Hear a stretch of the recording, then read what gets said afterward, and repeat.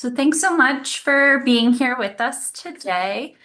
This was actually a topic that someone had suggested that we do kind of related to the middle school years, which is often an overlooked and an ignored developmental period in many ways.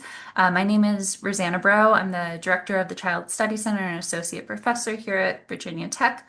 And Charity, do you want to introduce yourself? I can. Hi, everyone. I'm Charity. I'm a first year graduate student in the clinical science program here at Virginia Tech. And it's so wonderful to meet everyone. So, with that in mind, we would like to get a chance, since we don't actually get to see you with this webinar, to get a sense of who you are. So, if you can scan this QR code, you can also just type in on your phone or on your computer, menti.com, and then enter in that 8-digit code that you see on the bottom of your screen. And this will just give us a sense of who you are.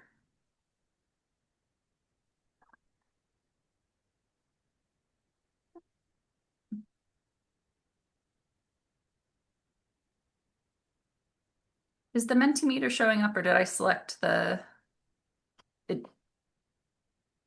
the same screen? Yes, we Okay. can't see the results yet. I had a feeling I did that. Okay. There we go. Now we can see it as people are responding.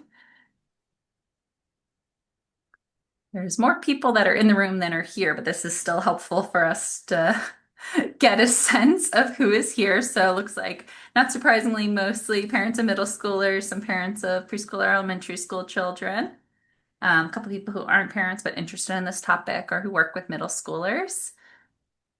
Great. The second question on the Menti, if you can go to that now, is to help us get a sense of kind of why you're here and what you are hoping to learn.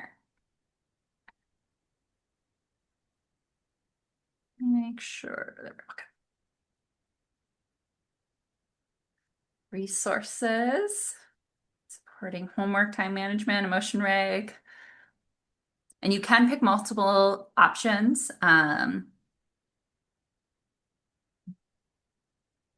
Awesome. Okay. So this is great. So part of why we're doing this and all of these topics we will be touching on today, but this gives us a sense of where we want to be spending the most time on things for sure. So thank you for filling that out. Um, what I will do is just this is kind of give you a sense of where we'll be going today. So we're going to start off just briefly with some definitions, talking a little bit about what normative processes are like in the adolescent developmental period, kind of explain what we mean by scaffolding, but then really spending most of our time today then talking about examples related to how you can help support autonomy and independence related to homework and time management, related to emotion regulation, since those were the two that people had the most interest in. We'll spend some time talking about this in terms of social interactions with peers, things like leaving kids home alone, how we can build our trust with that. We'll touch briefly on the idea of building and repairing trust, since autonomy and independence really requires parent-adolescent trust and communication. And then we will open it up at the end. We'll talk about some different resources that are available and helpful with helping build autonomy and independence in middle schoolers, as well as some studies that are going on that might be of interest to your family. All right. So talk for a little bit more before handing it over to Charity. I just want to really start off by acknowledging the fact that we know that this is a super broad topic, and we probably could do like a 8-part webinar series touching on each of these different things we're going to try to introduce today. We will leave time at the end for questions and discussion. So as we're talking, if something kind of resonates, feel free to put the questions into the Q&A and we'll make sure we have time for it at the end. And also it's helpful for us to see along the way to be able to touch base on some of the questions you raise. But I want to also just kind of set the ground that like we talk about independence and that our goal is for our kids to be independent. But the reality is, none of us are truly independent, especially in today's day and age. We all rely on technology or various tools or systems that we put in place to support our daily lives. But the reality is we're able to do that independently as adults. And so, what do I mean there? When we think about autonomy and independence in child development or psychology, we're thinking about autonomy being kind of this process of being able to gain self-control and make independent choices. Whereas independence is getting at this idea of being able to perform tasks and make decisions without help. And so autonomy is really building the foundation for independence because autonomy is what gives someone confidence and feeling of self-reliance to be able to handle things independently. One of the things that also is going to be a theme throughout our time together today is this idea that it takes time and trust in order for your child to build autonomy and become independent. And one of the things that's part of that is allowing some room for, experimenting and for failure to occur, because that's what's necessary for your child to learn along the way and become more self-determined, become more independent. And that can be really hard as a parent. We don't want to see our kids struggle, or we don't want them to, have anxiety-provoking situations. So we're often doing things to prevent that from happening. And so today, we're going to be talking a lot about scaffolding and different strategies to help with autonomy and independence throughout middle school and even into high school years. Um, and so one of the ones, I'm going to use to kind of bring this example of autonomy versus independence alone might to life would be this idea of being alone, right? And so if we think about the middle school years, a lot of our kids are no longer able to be in after school programs that are geared more for K through 5, but you might not feel comfortable for your sixth grader, excuse me, to be left home alone, until you're home from work. And so figuring out both this idea of how do you help them build up the confidence that they can be self-reliant, that they can get themselves, they can get into the house successfully, remembering the key, get in the door, get themselves a snack, work on their homework, right? So we need to help them both feel confident and like they're able to do this autonomously, but also that we can feel confident and trust that they're going to be able to make smart choices safely, independently without us there. And so some of the steps and things we do along the way in terms of trying to have them do it for short periods of time, maybe over the summer to build that up, having access to resources, having like phone numbers that are easily available, or having supplies out for snacks and things that they can do, working through it, talking through it with them, and helping kind of build that up, asking them what they would do in different situations if something happened, right? And so I use this just as something that is probably something that every parent on the call today has probably already thought about or experienced stress about, of how do we know when our child is ready? And hopefully by the different examples and things we're talking about today, you'll get a sense of how can we help support them to make up that gap until they have the skills and are feeling confident enough to be able to be independent on their own in different situations. So I'm going to hand it over to Charity for now. She's going to start by talking about some of these normative developmental processes that take place during the middle school years. So I just want to acknowledge, like Rosanna said, adolescence. We could spend a whole hour, an hour and a half talking about what adolescence really is, but I thought it was really helpful to provide some background of the key aspects of adolescence. And so we can see this period of development being marked as rapid changes in cognitive, social, even hormonal changes. During this time, the key aspect of adolescence is developing this clear sense of identity, autonomy, and belonging, while also balancing significant hormonal and brain challenges that can influence their mood and behavior. One of the key aspects of adolescence is really this idea of identity development. This is a very normative process that many adolescents go through during this time where they're experimenting with their individuality and finding their sense of self. And so during this time, adolescents are really experimenting with what kind of interests draw them and begin to determine what kind of person they want to be. In essence, adolescents are exploring their values, different beliefs, and social roles, and really developing their sense of self. Another key aspect of adolescence is peer influence, which is huge when adolescents are also wanting to develop their sense of self. It's this idea of pulling away from the parent circle and the family circle to really strive towards a sense of independent social group, typically consisting solely of friends around their age.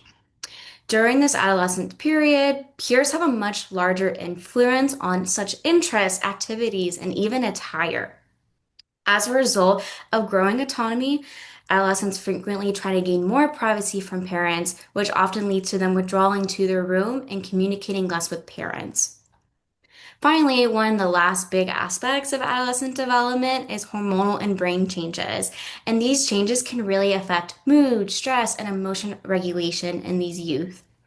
During these shifts, the adolescents can be more sensitive, reactive, or drawn at times because emotions can often feel stronger and harder to control during this stage. Some teens are more vulnerable to anxiety or depression.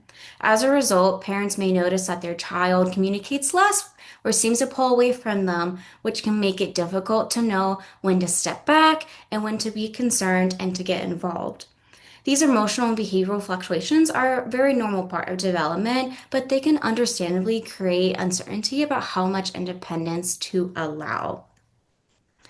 In adolescence, in particular, self regulation is a big part of how youth start to develop their own skills. They may face challenges in managing intense emotions and especially stress. During adolescence, the parts of the brain that drive emotions and develop earlier than other parts that help with planning and self-control. As a result, teens often feel very strongly before they've learned how to manage these feelings. So there's this ongoing conflict of how does a teen interpret these emotions and how do they plan out and execute how to handle them.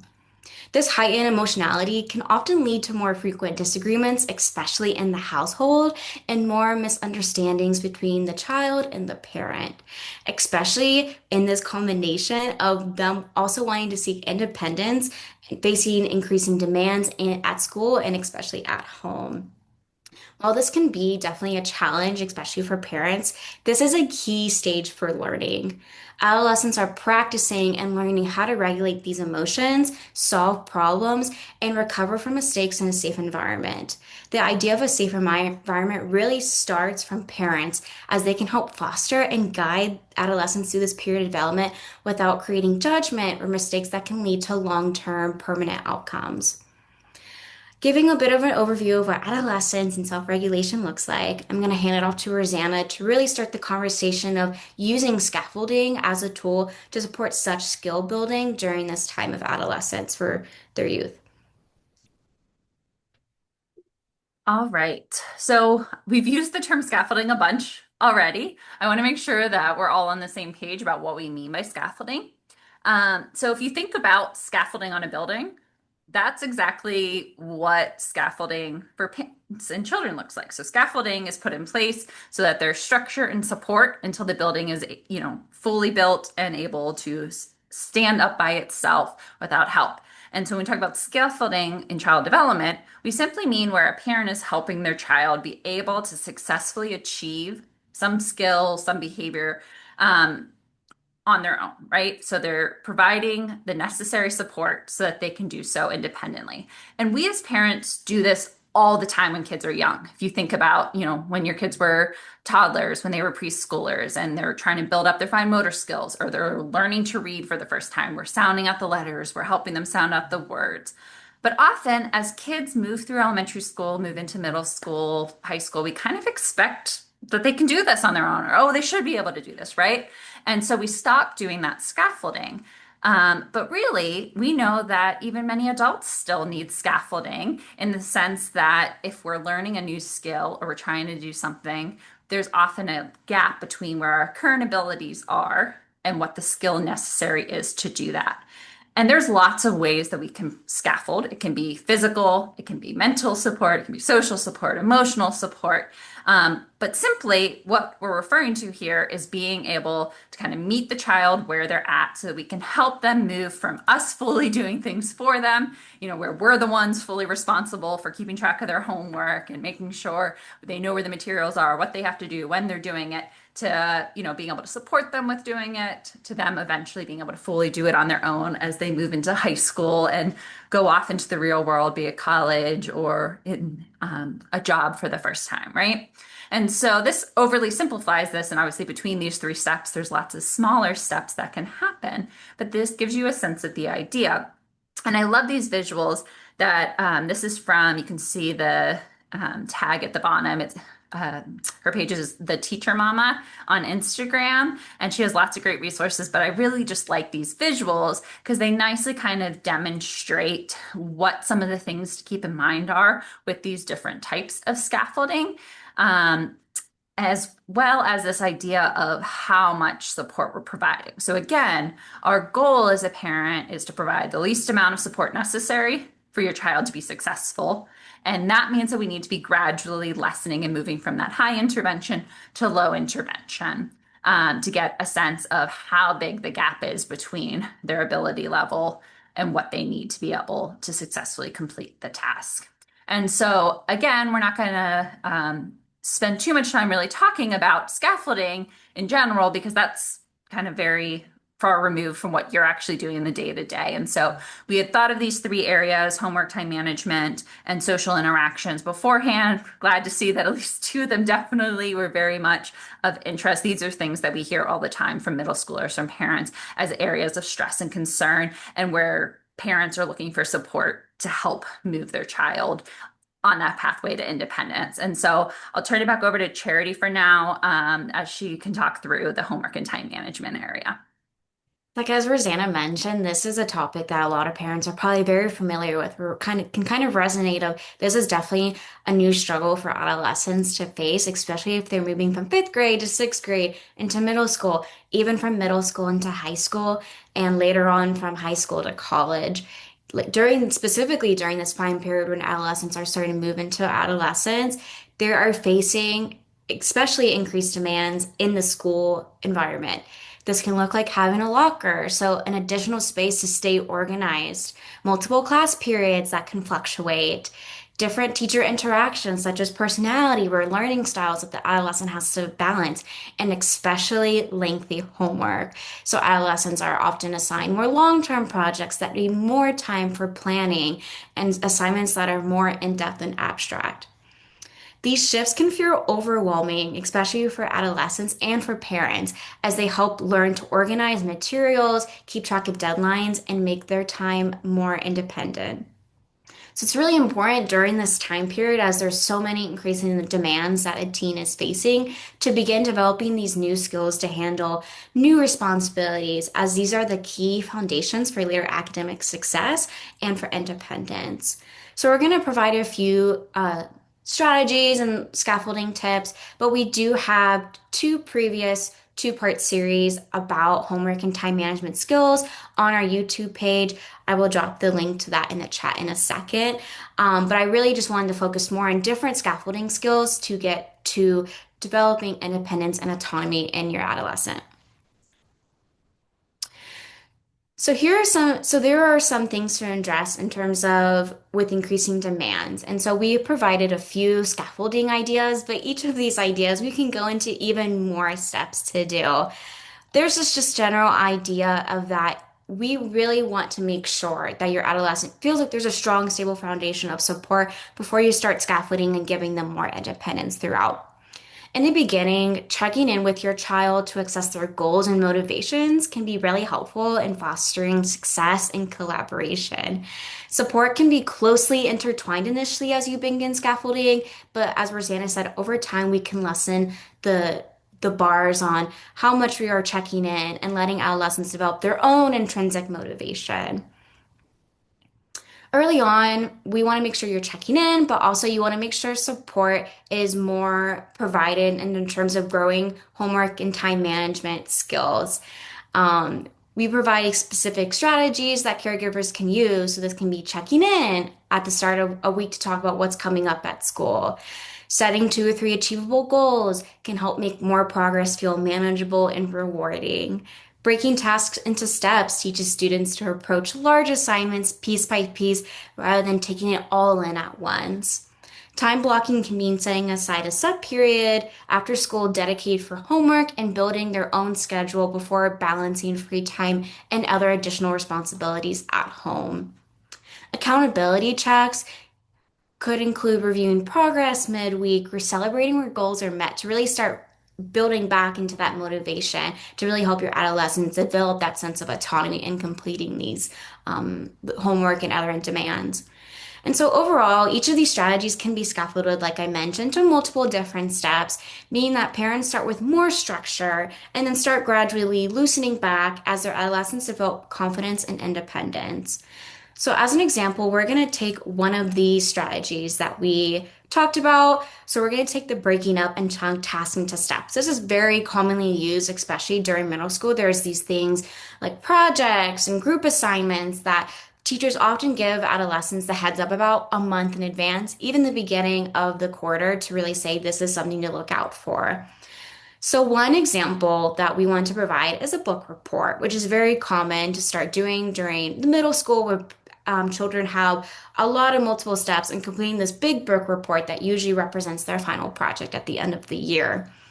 So, if you know your child has this assignment that's due in about a month or so, initially you might suggest that they read the book the first week, start writing the report the second week, work on the visuals for the report, and finish the writing the third week so that they can proof and finalize the fourth week while preparing for the presentation for class.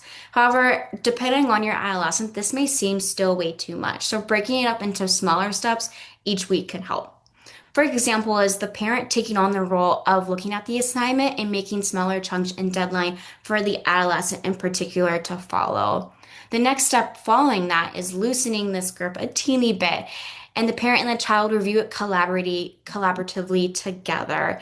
The child then suggests chunks and deadlines with support. So the parent is often supporting what would be more reasonable deadlines and chunks for the adolescent to follow.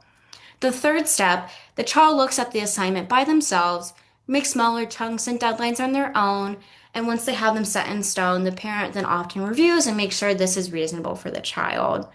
And the last and final step, which often sometimes takes a lot of time to get to, but usually the child will then look at the assignment and make smaller chunks and deadlines on their own for them to follow. So, like I mentioned, each child is different. So, whatever necessary support each child needs depends on where you want to start on scaffolding. But initially, there is a sense of like you're really starting to lead the ground up with your child and show really great ways to help build good time management. And over time, you start building this own independence and start modeling certain skills for them to follow. So I'm going to turn it back over to Rosanna to guide us through how to use scaffolding skills again to strengthen emotion regulation within your adolescent. All right. So just to make sure that again, we're all on the same page, I want to briefly explain what we mean by emotion regulation, which is simply the skills that are necessary to manage your emotions and behaviors, often in the face of strong emotions. It can be both positive or negative emotions, but this is to achieve some desired goal, right? And so often when we're talking about emotion regulation with middle schoolers, we're really thinking a lot about coping skills. What are those things that they can do to help manage their emotions? And I do want to just start off by clarifying when we refer to the term coping skills, we're talking about anything that makes you feel good, is not harmful to yourself, and that is not harmful to others. And the reason why I'm stressing this is a lot of middle schoolers, high schoolers that I work with will call self-harming behaviors, things like snapping a hair tie or a wristband on themselves, or more serious self-harm like burning themselves, as a coping strategy, something that they use to feel better. And it's really important that we distinguish this as, maladaptive. As a maladaptive strategy might make them feel better, but it's not actually a coping strategy or a coping skill because it's hurting them. And so our goal as, psychologists, our goal as parents, other caregivers is to help children build up a repertoire of different adaptive coping skills that they can use in different situations. And the reason for this, if you think about your own coping skills that you have, we can't use the same coping skill everywhere, and it might not be effective all the time, right? Like, I love after a really stressful day to take a hot bath or a hot shower, right? Just kind of clear my head. Especially after my kids go to sleep, just having some moment of quiet for myself, right? But I can't do that if I'm having a really stressful day in the middle of the workday. And so I need to have other tools in my tool belt that I can use when I'm at work or when I'm in the car. When we think about teens, a lot of times it's things like music, or maybe they like to go for a run. Well, they might not be able to go for a run in the middle of the school day, but we can help them problem solve and think through, well, maybe they can go for a walk and go get a drink of cold water. And still, that movement getting up can be enough to help reset and manage their emotions and their behaviors in that situation. And so, we're going to be talking today about both behavioral and cognitive coping strategies briefly, and introducing these to help you think through. I will also post at the end some resources that we've done elsewhere that are on emotion regulation, coping skills in more length, both a webinar as well as a article. So when I say behavioral coping strategies, I just want to clarify that this is really any activity, anything you do that helps manage that emotional response, that stress that you're feeling. This can include basic things like listening to music. Taking a deep breath is probably the most basic universal coping strategy.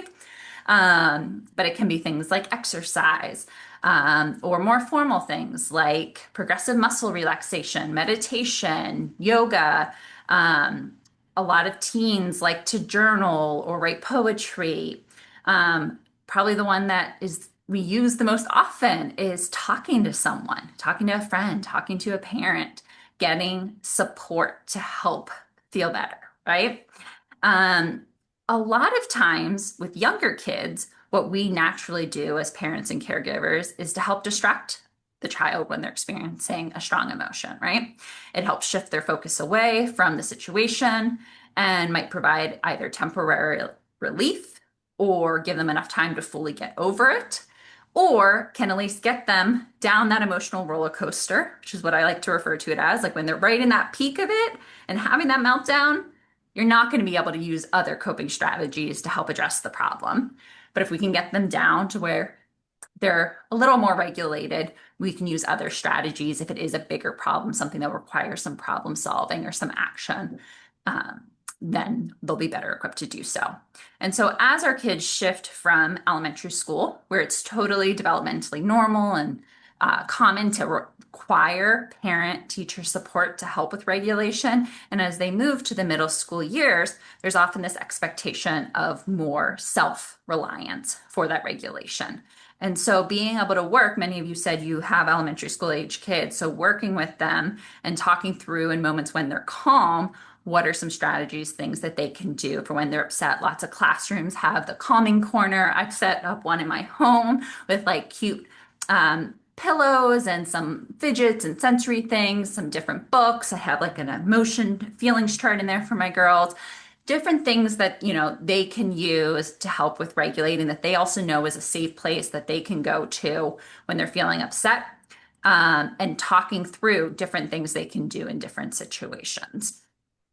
Because again, not everything's going to work. And some teachers are fabulous and great, and they have the like, if you know you need to take some space, here's where you can go, or they have movement rooms set up. Some schools have sensory rooms or movement rooms that kids can actually have built into their 504 or IEP that they're able to access that and have that as a movement break. Others have it open and it's just if kids need to be able to help regulate or need to get some extra energy out, that's a space that's go to. And so that's a good thing to talk to if you know your child, someone who would benefit from having some of that more physical or sensory things. What can they have access to, or what is available already in the classroom or at school? And again, that might change from year to year, and often that transition from elementary school, where these are very common and done more universally, to middle school, where it's much more on an individual basis and an expectation that you're not going to need as many of those skills, which is not the case for all kids, especially when we think about neurodiverse children who are going to still continue to need these supports in middle school and even into high school sometimes. Okay, so I do want to talk briefly about cognitive coping skills. These are a lot of things that are the focus of cognitive behavioral therapy, which is one of the main evidence-based treatments for anxiety, depression. But they're also things that we all use and that are beneficial for everyone, regardless of if you're experiencing clinical distress. And so when we talk to children and adolescents about kind of unhelpful thoughts or negative thought patterns, we often are talking about what is formally called cognitive restructuring, or what, when we're talking with kids, we just often refer to as challenging those negative thoughts or challenging the unhelpful thoughts. And this is to help kids be able to identify more helpful or more balanced thoughts. One of the things that I have found to be really helpful when working with middle schoolers is to talk about detective thinking. And I'll show an example of what this looks like in action. And this is a really straightforward example, but you can think about your child of, if one of their friends did something that really upset them that day or was mean to them, and they come home and they're saying, nobody likes me. And our initial instinct is to just jump into, well, that's not true. Like, you have lots of friends, or I love you, right? And while that is with the good intention of trying to make them feel better, it's kind of minimizing their emotion. And so instead, what we can go to is kind of using this detective thinking. I find it often really helpful. To say, like, wow, it sounds like something really upsetting happened today. Like, if one of your friends was going through this, what would you tell them right now? Because it's often easier for middle schoolers to give great advice to someone else, but to not follow that same advice when it relates to them, right? Or with detective thinking, what we're doing is we're using a series of questioning to kind of look at the facts, think like a detective, and see, okay, so what evidence is there that no one likes you, right? And have them share it. Okay, so definitely some evidence that that's the case. But what about the opposite? What evidence is there that there are people who like you? Have them share that. Okay, and so is there a way we can have that thought that you're having right now that no one likes you, maybe be more reflective of what you just told me, right? And so it's not that we're going to have them totally change that thought to, I'm great, everyone likes me, because that's not realistic either, right? But we want a more realistic, balanced thought. And so you see here on the example, well, Jack invited me to play soccer today at recess, right? And so if that's what they're holding on to, great. That's the underlying, like, okay, there is at least one person who likes me. Um, the goal or the underlying thing that we as parents often want to jump to is like, well, why are you feeling this way? Why do you feel so unliked? But what we know about the middle school years is that parents are often not who middle schoolers are going to talk about these big things. They're often going to friends, they're going to other people for sources of support. And so by kind of circling around it and having this conversation and seeing what's going on, we might not ever need to get at that question of why do I feel so unliked, or why do you feel so unliked? But you can help give some of that evidence against, do some of that detective thinking, help them think of it and come to that more balanced thought on their own eventually, but with that support. And if we think about scaffolding, you might need to be the one giving examples early on where they might only be able to throw in one or two and really struggle with it. They might need the support in actually modifying the thought and coming up with a more helpful thought. initially, and then the goal over time is that they're able to do this independently. And we do this naturally all the time. When we think about unhelpful thoughts, this could be things like black and white thinking, right? Where we jump to either the best case or worst case scenario and ignore everywhere in between. Or we jump to conclusions and assume we know what's going to happen. But we often catch ourselves doing those things almost automatically, and then we reframe and are able to think of a more balanced thought. A lot of other types of cognitive coping are things that, again, our hope is that eventually these are things that our adolescents will be regularly doing as they move towards adulthood. They're things that we often do ourselves when we think through problem solving. So, being able to talk through all the steps of what they need to do to tackle the thing that's causing the problem or causing the emotion. Maybe we do some role plays or we try to figure out like what they could do in a situation. And all of that, initially you might need to be helping coach them through this or helping them problem solve. Well, who could you talk to about this? What are some things you could do? You forgot your homework assignment. Can you talk to someone else in the class? Can you email your teacher? Helping them think of ideas to solve the problem because they might be just so overwhelmed and stressed that they've shut down and they're not thinking of it. But our goal over time as we're building up these skills is for them to be able to do more and more of that. Same thing. I love the idea of mindfulness. This is something that has been, used for hundreds of years and is found to be really effective. I am someone that, despite being very much an emotion regulation focused researcher and clinician who uses it regularly, it took me a lot of time and practice because it didn't come naturally and easily to me. So, a lot of our middle schoolers, if they're trying different mindfulness activities, and just to quickly note, when I'm saying mindfulness, I mean really focusing on the present, focusing on what is currently happening without judgment, recognizing and choosing not to engage with intrusive thoughts that might be happening or other things that are going on. There's lots of great mindfulness activities, both on YouTube or self-help books for teens that give some of these activities for them to do, but they're not something that, again, when they're already distressed or already experiencing that strong emotion, they're going to be able to jump right into doing. They need to be practiced regularly to build up that skill so that they can be helpful in the moment. And then finally, just wanted to note related to positive self-talk. And so a lot of times these are things that we're doing naturally ourselves to kind of counteract our negative thinking, giving ourselves positive affirmations like, I got this, I am a good parent, like it's going to be okay. It's just one day. Everybody makes mistakes, whatever it is. These are things to kind of help us boost confidence, maintain a positive outlook, get through those difficult situations. And so, as parents, we're often, again, with young kids, naturally giving them that confidence, giving them those affirmations, and we do less and less of that. But depending on where your child's at, especially as Charity mentioned, we know that during puberty is when a lot of the increased prevalence and risk for anxiety, depression, low self-esteem comes on board. And so you might need to actually be doing even more of these, but in a genuine, natural way to help your adolescent be able to externalize and start to build some of this positive self-talk for themselves because it becomes a lot harder in the middle school years.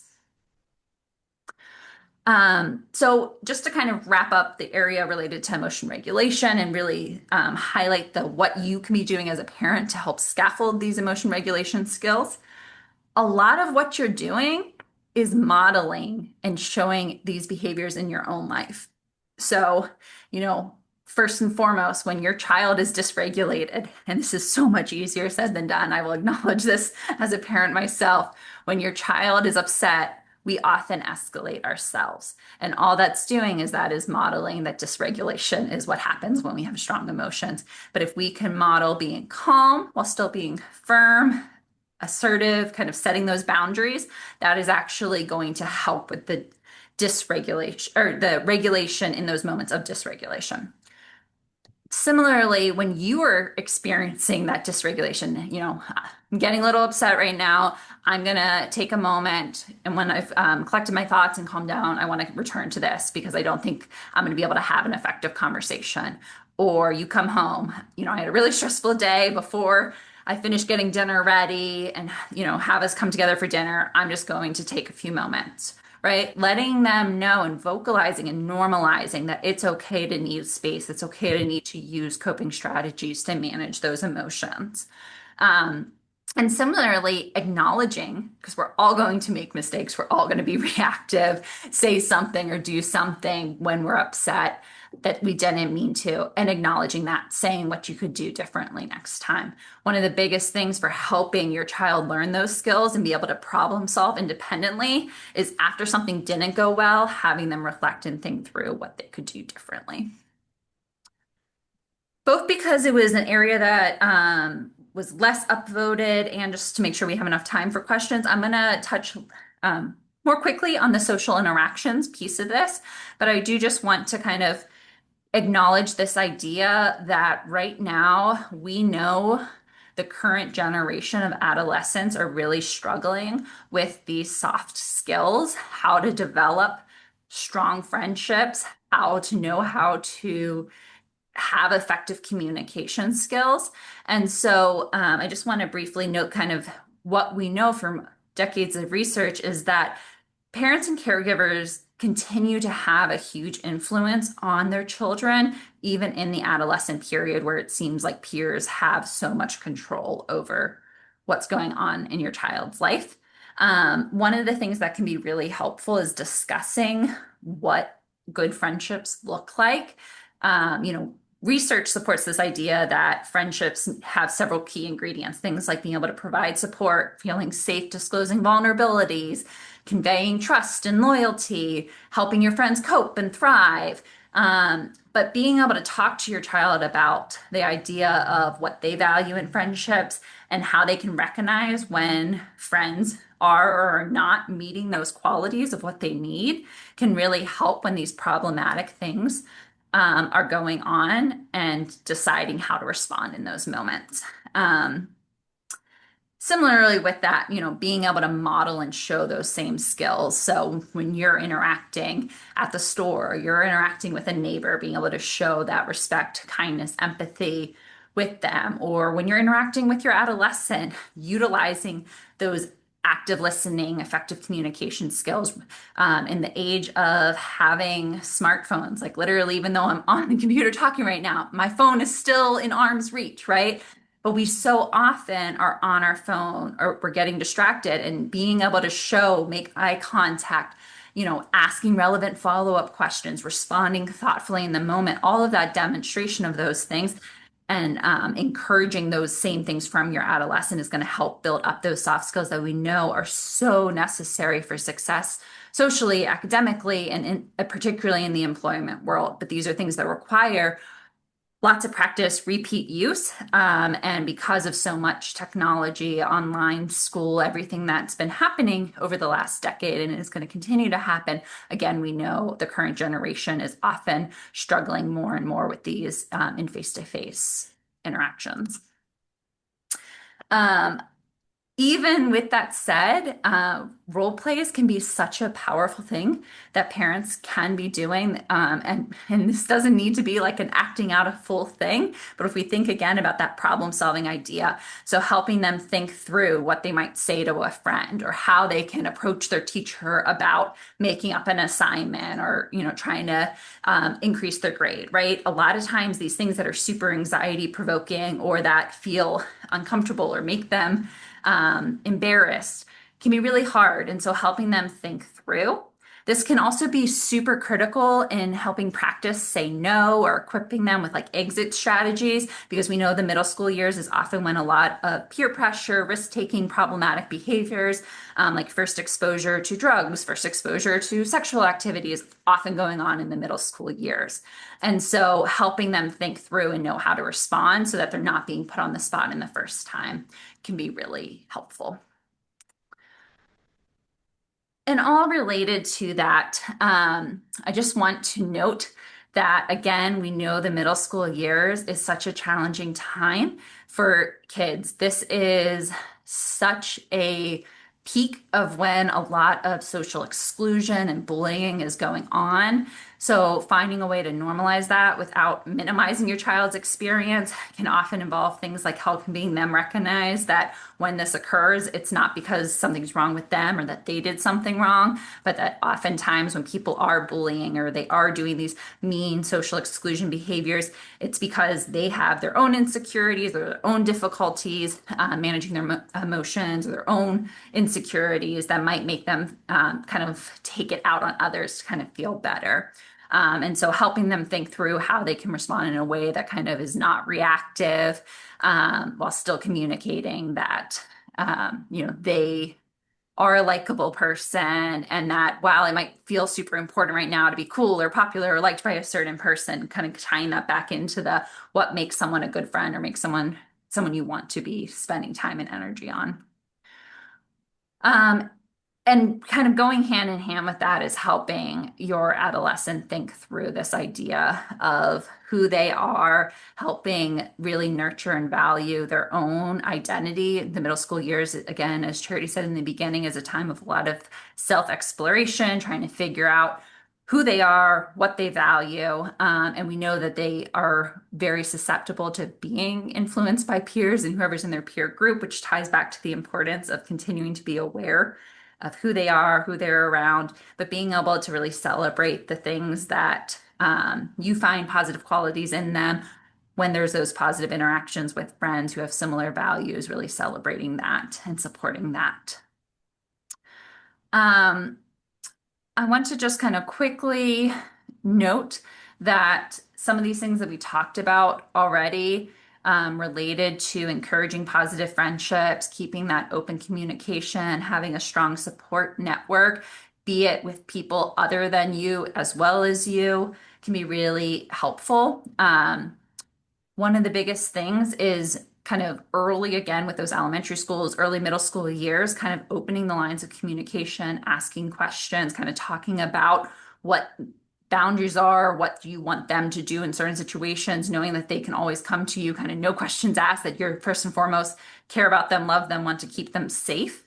But related to that, encouraging them to really use critical thinking in the moment and trust their instincts. If it feels like something's not going right or something's wrong, it's probably a good indication that they probably need to get out of there or need to be thinking about it. And so, having a word that they can text you or knowing that they can call you anytime or making sure that they're going places so that they're not alone or with a friend or someone else that they can exit with can be really helpful.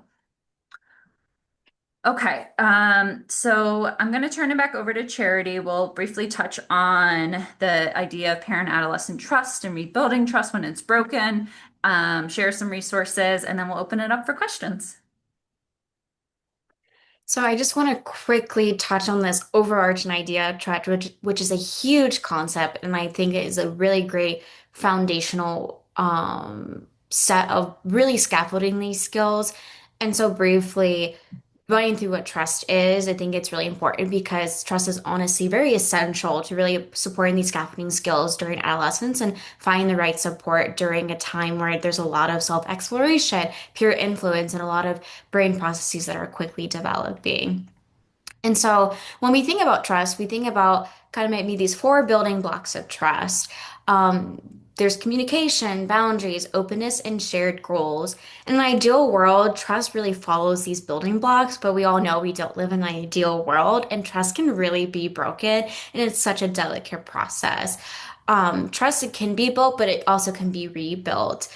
And how we look at trust, we look at it as communication. So really allowing the space to open and discuss without having judgment or immediate thoughts or questions about what your adolescent is sharing. This can really come from validating their concerns, making sure they feel heard.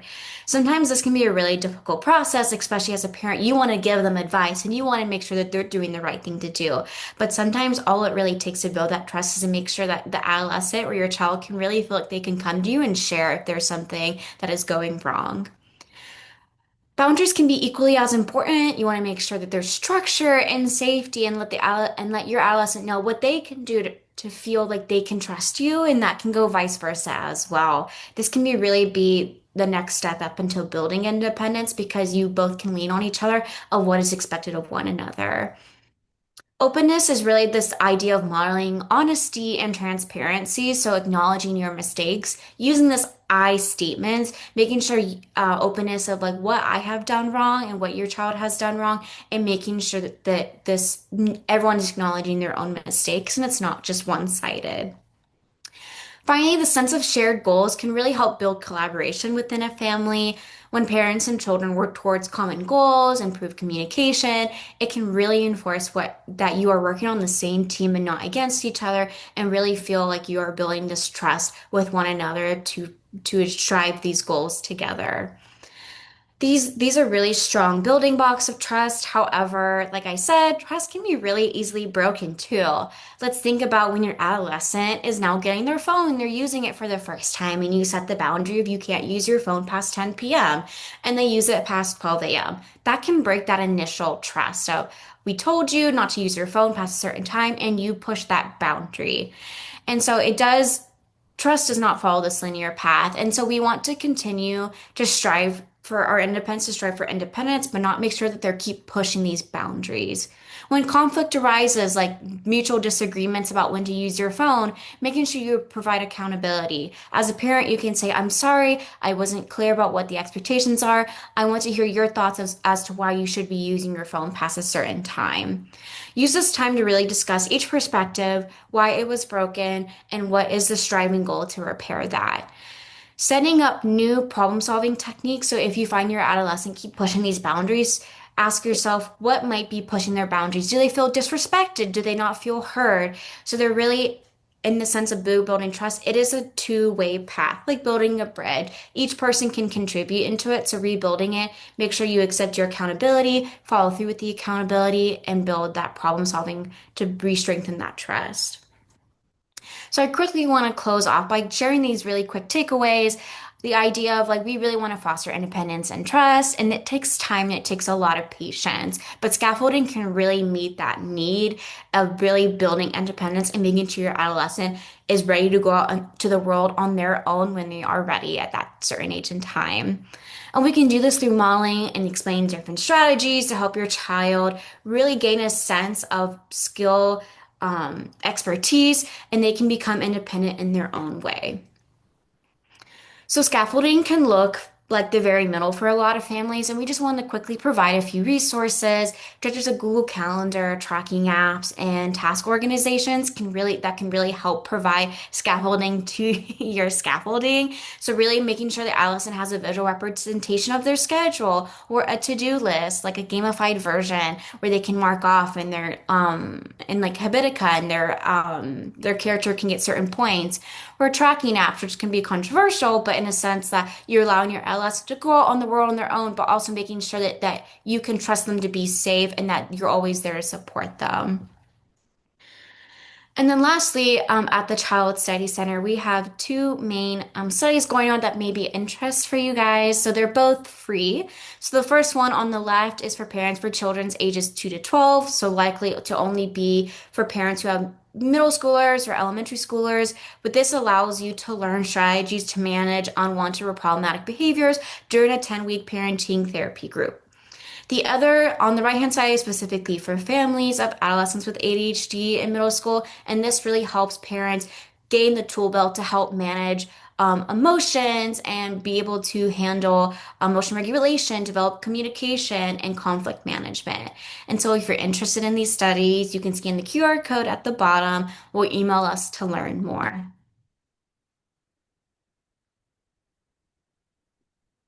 All right. Well, thank you all so much for listening. And at this time, I know we did not get to leave quite as much time. We try to leave 10 minutes, but if you want to pop any questions that you might have into the Q&A, I will stop sharing my screen at this point, and Charity and I can just be able to answer them. Thank you so much to all of you for being here today. We will just note it. Charity put the link earlier, which I realize is actually I'll put it in the question and answers because oh, here we go. I'll make sure I'll post it right now so that everybody can see it. That is the link. We will put the recording from today's webinar there. And we'll also be sending out the slides for today, which will have the flyer information as well as all of the slides as a PDF. So you'll have access both to the recording as well as the slides. I will email to everybody who registered for today's webinar this afternoon.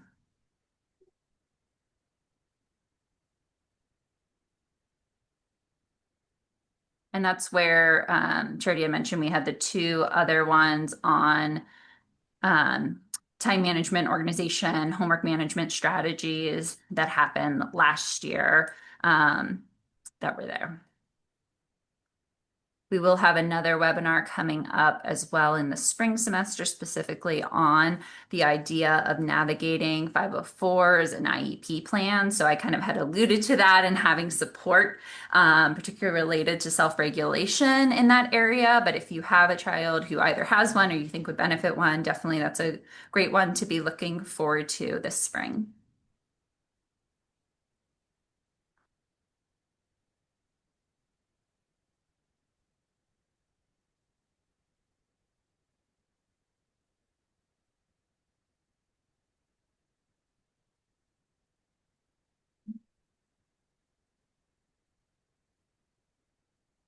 So there was a question that was just raised related to supporting a child who's experiencing bullying and kind of when to step in.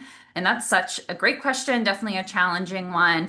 A lot of times, especially as bullying has become much more covert and hard for schools to be aware of, it can be really helpful to initially talk through what your child can do. So schools cannot act if a child has not directly told the person to stop doing what they're doing.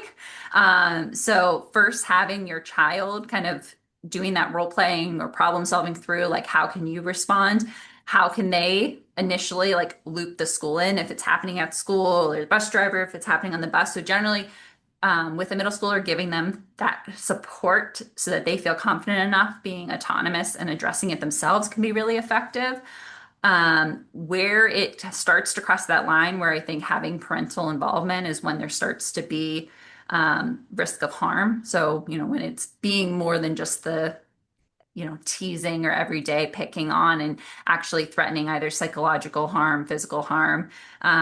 We always joke now that bullying is not what it was in the 80s and 90s, where, people are getting shoved into the locker. It's a lot more social exclusion or texting and sending things around. And so if it's crossing any of the lines of like harassment or literally sometimes it's borderline child pornography, things like that, obviously that would take immediate action and it wouldn't just be supporting your adolescent in dealing with that. Although having proactive conversations as well with your children around things like if someone does send you something related to someone else or excluding, like, how do you respond rather than sending it, or laughing and validating that, helping them know like that they can come to you, or ways that they can respond in a constructive way there can be really helpful.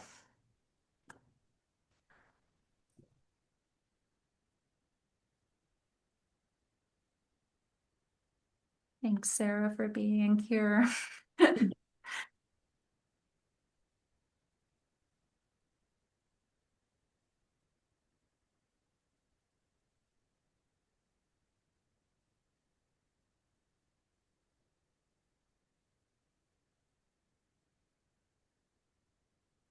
Grabbing because I had said I was going to put the one other.